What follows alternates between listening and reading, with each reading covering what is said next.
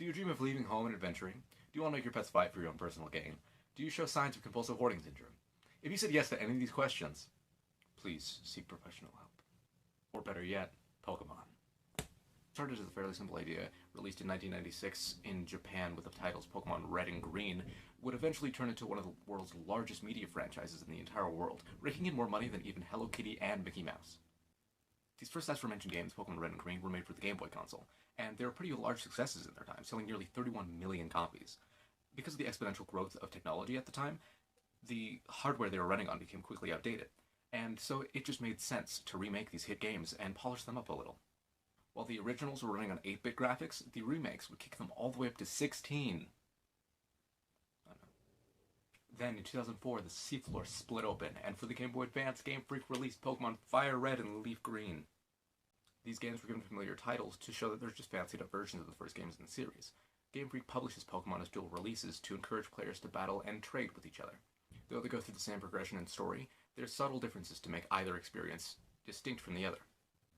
At launch, these games retail for about $40 and often sold with a connector for your Game Boy so you can trade and battle wirelessly. Now they go for as high as,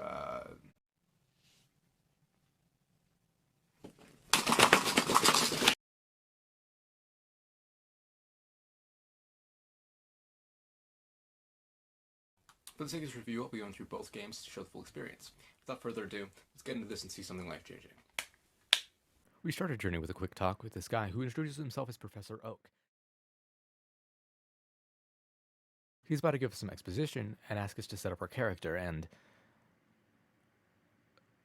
Alright, after a quick identity crisis, I decided that in Fire Red we'll be playing as the boy canonically named Red, and in Leaf Green as a girl named Leaf, respectively.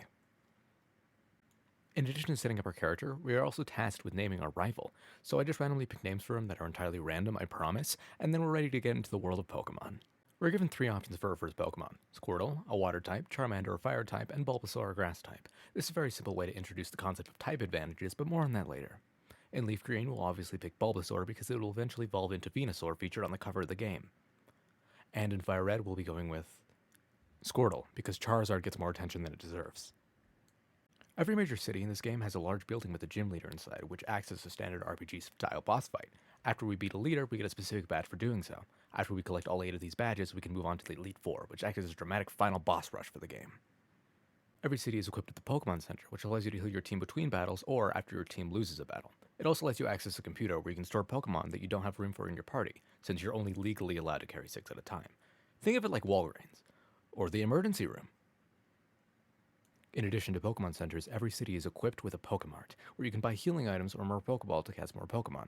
The items sold in these stores are scaled in usefulness based on how far you are in the game. Potions bought in the store's late game will be more effective and more expensive than potions bought early game. Think of it like Walgreens. That's it, it's just Walgreens. The world map is designed in a relatively linear way, which makes this game easy to explore without getting lost. The first section is basically a yellow brick road past this drunk man who's standing about 1 felony's distance away from me, and through the bug-infested woods to get to the first gym challenge. While on your way to the next town, you're confronted for the first time by Team Rocket. Lucky for us, these full-grown adults are no match for a 10-year-old with a couple of animals in their back pocket and some serious determination. Though they're meant to be very scary, they pose no real threat, and are sort of negligible in all ways. Moving on. The gameplay from here on out is pretty formulaic.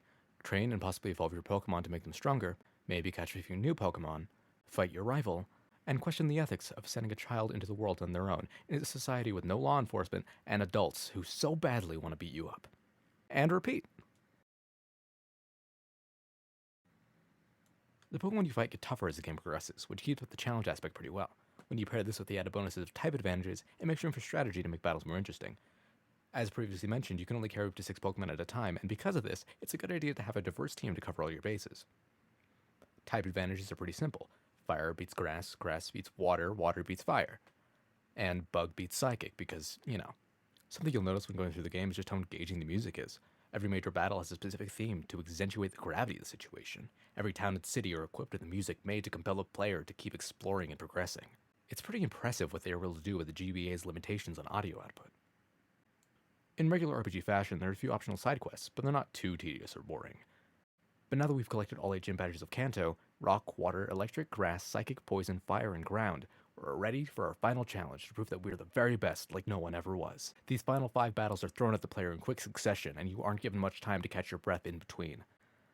We only have the strength of our team and the $1,000 worth of lemonade that I have in my backpack to rely on.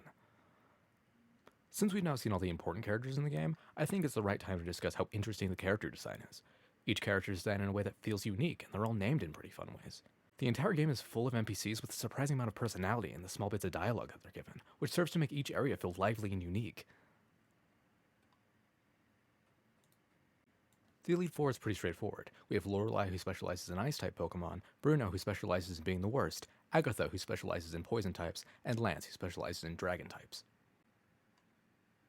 And this all comes to an end with fighting our rival for the last time. Now that he's champion, he's got a very strong team, and he's dead set on destroying us and proving he's superior. While this battle's going on, allow me to answer a few questions on the rubric that I missed so far. The performance of the game is fine, it's just a Game Boy game, and so you're not going to be experiencing frame rate drops, input lag, loading screens, or major drops in texture quality, like in most modern games. As for the controls, it's a Game Boy, what do you want me to say about the controls? The size of the game obviously isn't too impressive, it's nothing to write home about. You could probably fit the whole thing in your mouth if you tried, though I don't recommend it. Lastly, for replayability, as we and our Pokemon are cemented into the Hall of Fame. There's 150 Pokemon for you to choose from, and you can have 6 in your party at a time. That's 150 to the power of 6, which we all know is 11,390,625,000,000 different combinations. That's not even counting for how many different movesets you can possibly have for each Pokemon. And that's how I wasted several hours on a review that I could have done a PowerPoint on in like 5 minutes.